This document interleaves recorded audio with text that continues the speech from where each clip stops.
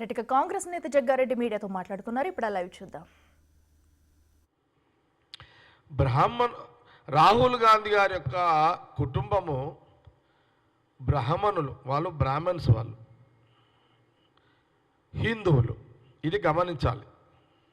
ప్రధానంగా బండి సంజయ్ గారు గమనించాల్సింది ఏంటంటే, రాహుల్ గాంధీ గారు వారి కుటుంబము వాళ్ళు బ్రాహ్మణులు, వాళ్ళు బ్రాహ్మణ్స్, వాళ్ళు హిందువులు. లేదు బండి సంజయ్ గారికి ఏమైనా డౌటా, బ్రాహ్మణులు హిందువులు గారు అని ఏమైనా డౌట్ ఉంటే అడగొచ్చు ప్రశ్న. బండి సంజయ్ గారు ప్యూర్గా వాళ్ళు బ్రాహ్మణులు, వాళ్ళు హిందువులు. ఈ జవాబు బండి సంజయ్ గారికి సరిపోతుంది. ఈ జవాబు. ఇక వారి కుటుంబాన్ని గురించి కొన్ని ప్రశ్నలు వారు మీడియా ద్వారా ప్రశ్నించడం జరిగింది కాంగ్రెస్ పార్టీని. అందుకే నేను కొన్ని విషయాలు మా గాంధీ భవన్ కాంగ్రెస్ పార్టీ పిఆర్ఓ వారు ఇచ్చిన ఇన్ఫర్మేషన్ ప్రకారము మేము మీడియా ద్వారా యావత్తు తెలుగు ప్రజలకు తెలియజేసే ప్రయత్నం చేస్తున్నాము. ముఖ్యంగా చెప్పాలంటే, దేశానికి స్వాతంత్రం తెచ్చిన తర్వాత కులాలకు మతాలకు అతీతంగా రాహుల్ గాంధీ గారి యొక్క కుటుంబం ఉంది. రాహుల్ గాంధీ కుటుంబం ఎప్పుడూ రాజకీయంగా కులాన్ని వాడుకోలేదు. మన భారతదేశ సాంప్రదాయం ప్రకారము భార్య ఏ కులంనైనా ఏ మతంనైనా భర్త ఏ కులంతోటైతే, అంటే మన సాంప్రదాయం హిందూ సాంప్రదాయము, ఒక ఆడపడుచు తన భర్త ఏ కులమున్నా ఏ మతమున్నా ఎవరి ఆ మతానికే వర్తింప జరుగుతుంది. అందుకే మన సాంప్రదాయాలు హిందూ సాంప్రదాయాల ప్రకారము రాజీవ్ గాంధీ గారిని మ్యారేజ్ చేసుకుంది. వారి మీద కూడా ఒక ప్రశ్న లేవనెత్తారు బండి సంజయ్ గారు. నిన్న మీడియాలో వచ్చింది, అన్ని ఎలక్ట్రానిక్ మీడియా, ఈరోజు ప్రింట్ మీడియాలో వచ్చింది. సోనియా గాంధీ గారు ఆమె క్రిస్టియను, ఏ మతం అని వారు అడిగారు. నేను వారికి ఏం చెప్తున్నంటే, మీరు చాలా మీరు బాగా హిందూ ధర్మము హిందూ మతం మీదనే కదా బండి సంజయ్ గారు భారతీయ జనతా పార్టీ జీవిస్తున్నది. మీరు ఎన్నో కథలు చెప్తారు కదా హిందూ ధర్మం మీద.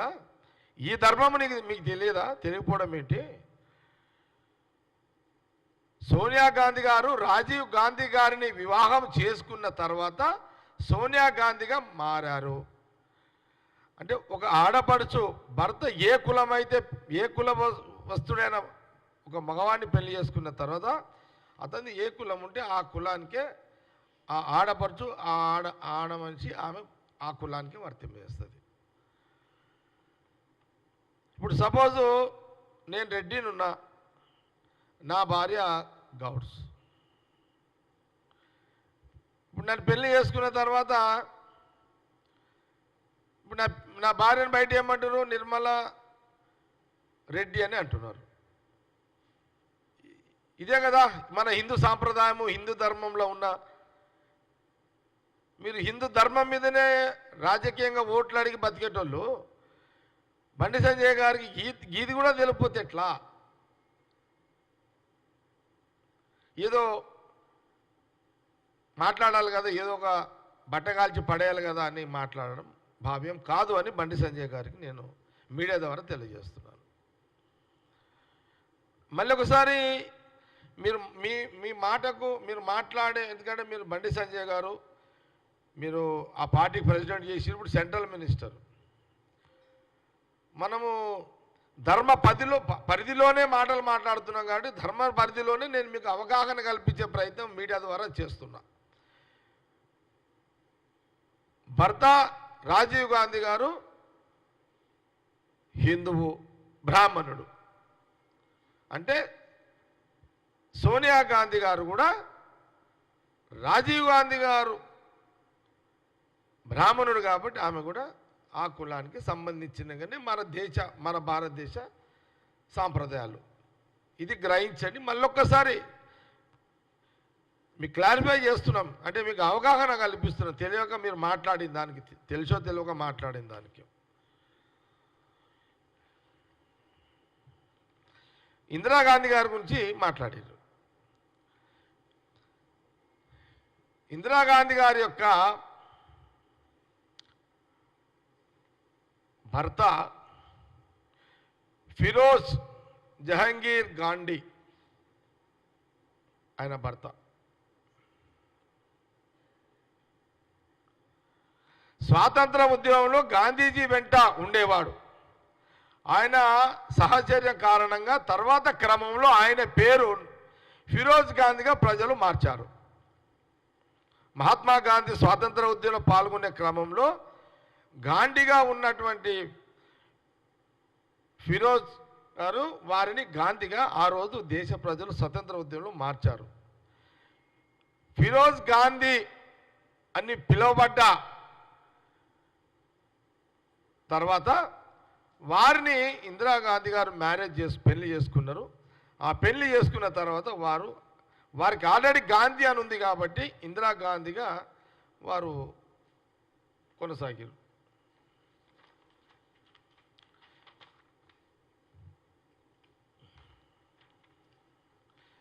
అసలు ఇంతకుముందు చెప్పినాను, మళ్ళీ ఒకసారి చెప్తున్నాను. రాహుల్ గాంధీ గారు కులము బ్రాహ్మణ కులము. మళ్ళీ బీజేపీ నాయకులు బండి సంజయ్ గారికి తెలియజేస్తున్నా, మతము హిందూ మతము.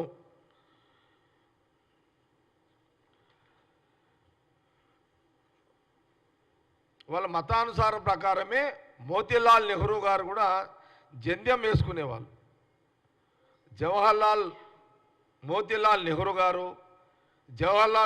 గారు, మహాత్మా గాంధీ గారు, దాని తర్వాత జహంగీర్ గాంధీ గారు కూడా వారు కూడా జంధ్యం వేసుకునేవాళ్ళు అని చరిత్రలో ఉంది. జంధ్యం. రాజీవ్ గాంధీ గారు కూడా జంధ్యం వారు కూడా వేసుకునేవాళ్ళు. సంజయ్ గాంధీ గారు కూడా జంధ్యం వారు కూడా వేసుకునేవాళ్ళు.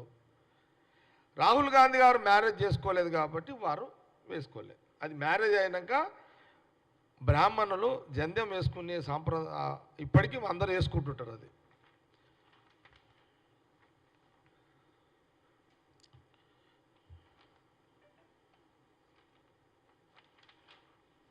ముఖ్యంగా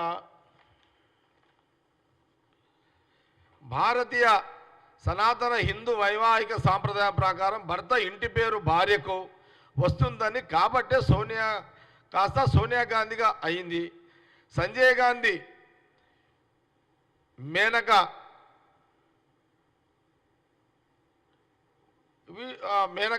గాంధీగా వాళ్ళు కూడా భారతీయ సనాతన ధర్మం ప్రకారం ఆమె కూడా యాక్చువల్గా ఏంది మేనకా వారు సిక్కులు వాళ్ళు మేనకాగా సిక్కు.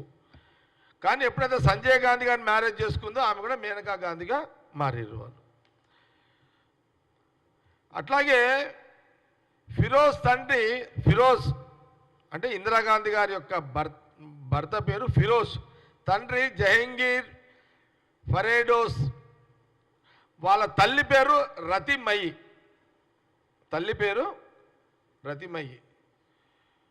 ఫిరోజ్ ఇందిరాగాంధీ గారి భర్త జర్నలిస్టు, నేషనల్ హెరాల్డ్ పత్రిక వ్యవస్థాపకుడు, స్వాతంత్ర సమరయోధుడు, స్వాతంత్ర ఉద్యమంలో 2 సార్లు జైలు జీవితం గడిపిన వ్యక్తి, 2 పర్యాయాలు ఎంపీగా రాయబరేలీ నుంచి ప్రాతినిధ్యం వహించాడు. స్వాతంత్ర ఉద్యమంకి మద్దతుగా వానర్ సేన స్థాపించిన వ్యక్తి. ఫిరోజ్ గాంధీ చరిత్రలో ఒక పారాగ్రాఫ్ అంత ఆయనది ఒక చరిత్ర. జీవితం కూడా. కాబట్టి ఇందిరాగాంధీ గారు ఇందిరా ప్రియదర్శిని, అసలు యాక్చువల్గా ఏంటంటే ఇందిరా ప్రియదర్శిని.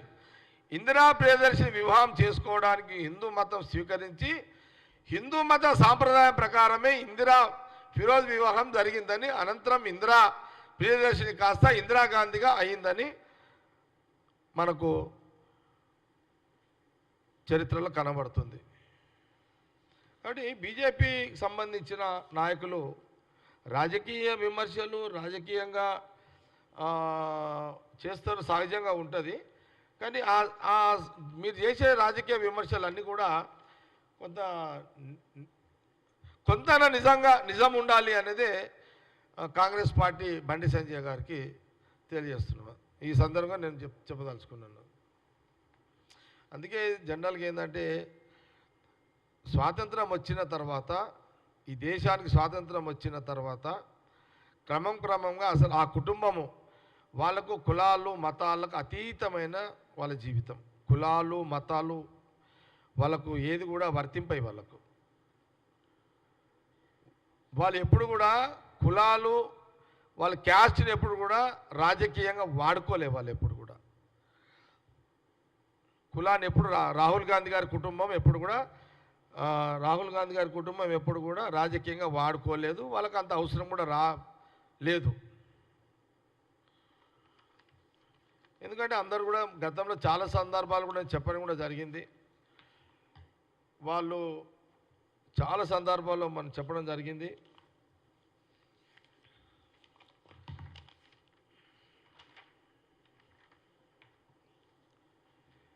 మోతీలాల్ నెహ్రూ నుంచి రాహుల్ గాంధీ వరకు అందరిది త్యాగాల చరిత్ర.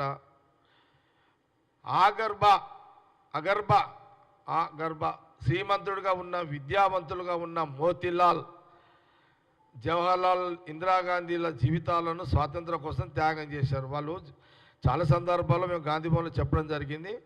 ఆస్తులు స్థిరాస్తులతో కూడుకున్న కుటుంబం అది. లక్షల కోట్ల స్వతహాగా ఆస్తులలో పుట్టిన కుటుంబం అది. ఇది రాహుల్ గాంధీ గారి యొక్క కుటుంబం. ఈ దేశానికి స్వేచ్ఛను తెచ్చేందుకు వారి జీవితాలను త్యాగం చేసి జైళ్ళల్లో ఉండి ప్రజల కోసం పోరాటం చేశారు. ఇందిరాగాంధీ, రాజీవ్ గాంధీలు దేశం కోసం ప్రాణాలు ఇచ్చారు. సోనియా గాంధీ, రాహుల్ గాంధీలు రాజీవ్ గాంధీ మరణానంతరం ఒక్క అధికార పదవి స్వీకరించకుండా పదవులను త్యాగం చేశారు. అందుకే కదా మన్మోహన్ సింగ్ గారు ప్రధానమంత్రి కాకముందు యూపీఏ గవర్నమెంట్లో కాంగ్రెస్ పార్టీ ముందు సోనియా గాంధీ గారిని ప్రధానమంత్రి కావాలని కాంగ్రెస్ ఎంపీలు ఆ రోజు అన్ని భాగస్వామ్య పక్షాలన్నీ కూడా పదే కోరితే కూడా సోనియా గాంధీ గారు వారు ఒప్పుకోలేదు. దాని తర్వాత రాహుల్ గాంధీ గారిని కూడా అడిగారు. రాహుల్ గాంధీ గారు క్యాబినెట్లో మినిస్టర్ అన్న తీసుకోమనండి, లేదా రాహుల్ గాంధీ గారు ప్రైమ్ మినిస్టర్ని ఉండమని చెప్పి కూడా కాంగ్రెస్ పార్టీ ఎంపీలు మిగతా ప్రతి పార్టీ యూపీఏ నాయకులందరూ కూడా అడిగారు. కానీ ఆ రోజు సోనియా గాంధీ గారు, రాహుల్ గాంధీ గారు పదవులు ముఖ్యం కాదు, పరిపాలన ముఖ్యము అని ఆ రోజు పదవులకు పక్కకు పెట్టి ఆ రోజు మన్మోహన్ సింగ్ గారిని ఆ రోజు ప్రధానమంత్రిగా చేసిరు. ఇది చరిత్ర మనందరూ కూడా తెలిసిన విషయమే. అందుకే వాళ్ళు ఎప్పుడు కూడా పదవుల కోసం మీరు చూడండి, అటల్ బిహారీ వాజ్పేయి ప్రధానమంత్రి అయిన తర్వాత అటల్ బిహారీ వాజ్పేయి ఎవరు కావాలి? ఎల్కే అద్వానీ గారు కావాలి. కానీ ఎల్కే అద్వానీని పక్కకు పెట్టి మోడీ గారిని ప్రధానమంత్రిగా చేయడం జరిగింది. ఎప్పుడైనా సరే నేను బండి సంజయ్ గారిని అడుగుతున్నాను, మోడీ గారు ఎప్పుడైనా ఇంకా ఎల్కే అద్వానీ గారు వారు ఆరోగ్యంగా జీవించే ఉన్నారు. ఈ 11 సంవత్సరాలలో ఎప్పుడైనా సరే అద్వానీ గారు మీరు రథయాత్ర చేసిర్రు, వాజ్పేయి గారు మీరు ఈ దేశానికి బీజేపీకి ఒక మీరే ఉండిరి. కానీ మరి నేను ప్రధానమంత్రి అయినా అద్వానీ గారు మిమ్మల్ని కూడా ఒకసారి ప్రధానిగా చూడాలని మోడీ గారు ఎప్పుడైనా అద్వానీని కోరి ప్రధానమంత్రిని చేసే ప్రయత్నం, అద్వానీ గారిని చేసే ప్రయత్నం ఎప్పుడైనా చేసిండా? బండి సంజయ్ గారు మీరు అడగగలుగుతారా? అసలు అద్వానీ, అటల్ బిహారీ వాజ్పేయి, అద్వానీ గారు లేకపోతే బీజేపీకి దిక్కే లేదు. అటల్ బిహారీ వాజ్పేయి ఒక ఎథిక్స్ పొలిటీషియన్ లేకపోతే బీజేపీకి దిక్కు లేదు ఆ రోజులలో. ఒక ఎల్కే అద్వానీ రథయాత్ర చేయకపోతే అసలు బీజేపీకి దేశ రాజకీయాల్లో ఉనికే లేదు. ఆ రోజు ఎల్కే అద్వానీ గారు రథయాత్ర చేసేటప్పుడు వెనుక ఇప్పుడున్న ప్రధానమంత్రి మోడీ గారే ఆయన రథయాత్రలో ఆయన వెనుక ఉండి ప్రధానమంత్రికి